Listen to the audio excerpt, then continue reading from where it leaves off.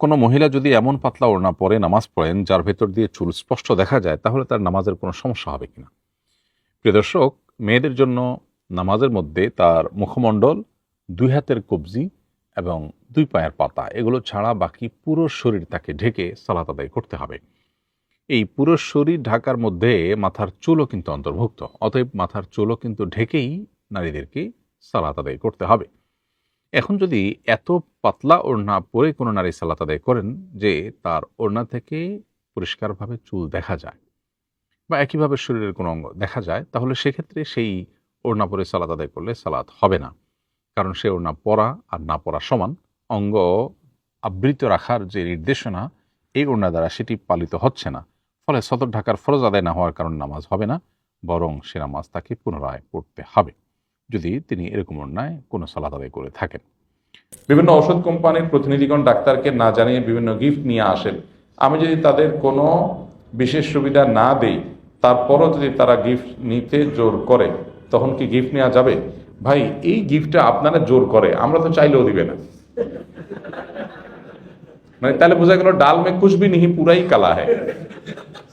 মানে আপনি বলতেছেন যে আপনি কিচ্ছুই করবেন না, তাও আপনারা জোরাজোরি করবেন। ভাই, দুনিয়া এরকম সহজ হয়ে গেল? যে লোকটা জোরাজোরি করতেছে, এখন রিক্সাওয়ালার সাথে 5 টাকা নিয়ে মারামারি করতেছে, তো সে হঠাৎ করে হাতেমটাই হয়ে গেল কেন? বোঝা গেছে যে ভাই জিনিস কাজ করেই। আপনি যখন গিফট গ্রহণ করবেন আপনি দুর্বল হবেনই হবেন, তাই না? আপনি যখন পেশেন্টের কাছ থেকে ফি নিয়েছেন, তখন আপনি ফির বিনিময়ে পেশেন্টকে সার্ভিস দিবেন, এটা আপনার বাধ্যবাধকতা হয়ে গেছে। এরপরে অতিরিক্ত যদি আপনি এক্সট্রা সুবিধা নেন, সেটা উৎকোচ হবে। ঠিক একই কথা প্রযোজ্য সেই টিচারদের জন্য যারা স্টুডেন্টকে পড়াচ্ছেন আর বিশেষ গাইড সাজেশন করে ওই গাইড কোম্পানির কাছ থেকে কমিশন খান। এটা একই ক্যাটাগরি জিনিস। কারণ আপনি যখন একটা নির্দিষ্ট পয়সার বিনিময়ে তাকে পড়াচ্ছেন, তখন আপনার দায়িত্বের মধ্যে পড়ে গেছে তার জন্য উপযুক্ত গাইড সাজেশন করা। তো সেটা করে আপনি যখন নির্দিষ্ট দায়িত্ব পালন করে উপরে ইনকাম যেটা হয় সেটাই ঘুষ হয়।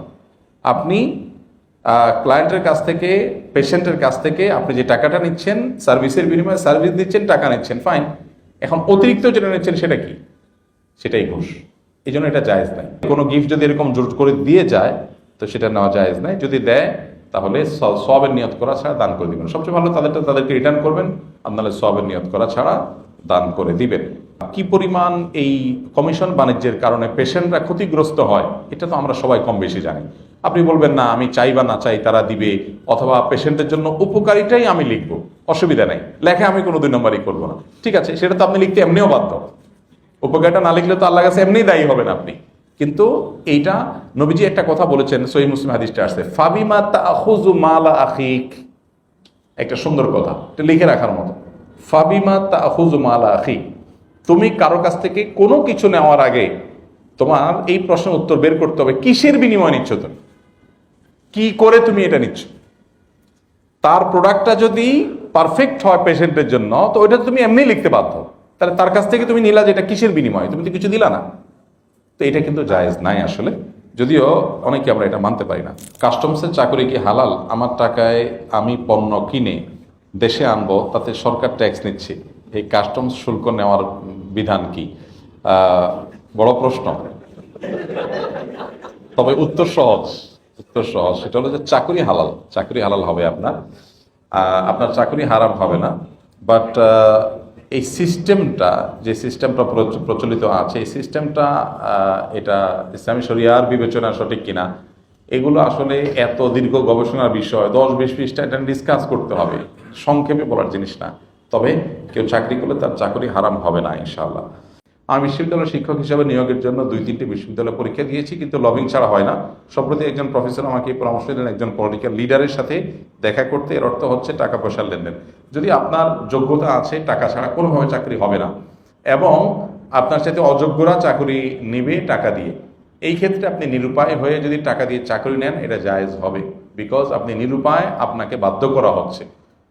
যদি আপনি টাকা দিয়ে চাকরি নেন তাহলে সেটা জায়েজ হবে। যে টাকা নিয়েছে সে হারাম খেয়েছে, বাট আপনার জন্য হালাল হবে, বিকজ আপনি মাজলুম, আপনি জুলুমের শিকার। আপনার যোগ্যতা থাকা সত্ত্বেও আপনাকে টাকা ছাড়া দিচ্ছে না তারা, ফলে আপনি মাজলুম হয়ে যদি টাকা দিয়ে চাকরি নেন, জায়েজ আছে। আর যদি আপনি এটাকে পরিহার করতে পারেন যে না, আমি এটা ছাড়, শরিয়ত ছাড় দিয়েছে, আমি ছাড় নেব না, আমি বরং মূলের উপরে থাকবো এবং আমি এই জব করবোই না, প্রয়োজন আরেকটা ছোট জব করব। আমি আমার ফ্যামিলি, পরিচিত এক ফ্যামিলি আছে আমার খুব ক্লোজ, লাখের ঘরে স্যালারি ছিল। লাখের ঘরে বলতে আপনার কয়েক লাখ সম্ভবত স্যালারি ছিল। 20,000 টাকা বেতনের একটা চাকরি এখন করে, ওই চাকরি ছেড়ে দিয়ে। এবং এমন এক জায়গায় বাসা, মানে এখানে একটা পশ এরিয়া, মানে বাসা বলতে ঐতিহ্যগতভাবে বাপদাদার বাড়ি ওখানে, কিন্তু ফ্যামিলি চলে এখনো অনেক কষ্টে, অনেক কষ্টে। কোরবানি পর্যন্ত করতে পারে না, কোরবানি পর্যন্ত করতে পারে না, এত কষ্টে চলে। কারণ 20,000 টাকা বেতনের চাকরি ঢাকা শহরে ফ্যামিলি নিয়ে কিভাবে টিকে, কঠিন। কিন্তু আলহামদুলিল্লাহ কোনো অভিযোগ নাই, খুব হ্যাপি। কারণ আল্লাহকে খুশি করার জন্য সে স্যাক্রিফাইস করছে। ভাই, জান্নাত প্রত্যাশা করলে কিছু একটা স্যাক্রিফাইস তো করবেন। এখন আমাদের ব্যাপারটা এরকম দাঁড়াইছে যে আল্লাহ ঘুষ গাঁড় চাকরি বাকরি সব ঠিকঠাক রাখবো, জান্নাতও আবার চাই, জান্নাতও চাই। আরে ভাই, কিছু স্যাক্রিফাইস করলে তো আপনি জান্নাত প্রত্যাশা করবেন। আল্লাহ যদি বলেন যে জান্নাত কোন মুখে চাইলা, তুমি কি স্যাক্রিফাইসটা করলা, তুমি কি বলার আছে? আমি যদি বলি যে আল্লাহ দেখো এত বড় স্যাক্রিফাইস আমি করছি, তো বলা লাগবে না, অটোমেটিক আল্লাহ আমাকে জান্নাত দেবেন ইনশাআল্লাহ। তো এই জন্য যদি কেউ ঘুষ দেওয়া থেকে বিরত থাকে, না আমি ঘুষ দেবই না, তাহলে আল্লাহ তাআলা তাকে উত্তম বিনিময় দান করবেন। আমাদের সাব্বিরের একটা ফাইল যে কোনো এক জায়গায় আটকিছে, তো ঘুষ ছাড়া হবে না, কয়েক বছর ঘুরছে, জুতা ক্ষয় হয়ে গেছে তার। পরে এক অফিসার তাকে ডেকে বলছে, ভাই আপনার মাথা ঠিক আছে, কয়টা টাকার ব্যাপার, আপনার জন্য তো কোনো ব্যাপার না, দিয়ে দেন। সাবির বলছে না, আমি এটা দেবো না। এমনি বরিশাল মানুষের তেড়া কিসিমের হয়, আমি এটা দেবো না, আমি এটা শেষ দেখবো। ওই ডিপার্টমেন্টের ডিপার্টমেন্টাল হেড, পুরো দেশের যে হেড, তার কাছে আমাকে সহ নিয়ে গেছে, সেও সমাধান করতে পারে নাই। আরেক জায়গায় আমি সহ গেছি, তাও সমাধান করতে পারে নাই। 3-4 বছর ধরে ঘুরছি। তো যে দেখে সে বলে, ভাই পাগল হয়েছেন আপনি, সিস্টেমটাই এরকম, কয়টা টাকা দিলেই তো হয়ে যাবে। ও বলছে আমি দেব না, কারণ আমি লিগাল, দেখি শেষ কোথা। শেষ আলহামদুলিল্লাহ বিনা পয়সায় হয়েছে। তো এখন কেউ যদি এরকম সিরিয়াস হয় যে না আমি দেব না, অন্যায় কাজ আমি করবো না, তো সে আল্লাহর কাছে আজর লাভ করবে। কিন্তু কেউ যদি দেয়, সে দায়ী হবে না। ঘুষ দিয়ে যদি সে চাকরি নেয়, সে আল্লাহর কাছে দায়ী থাকবে না, বিকজ তাকে বাধ্য করা হয়েছে।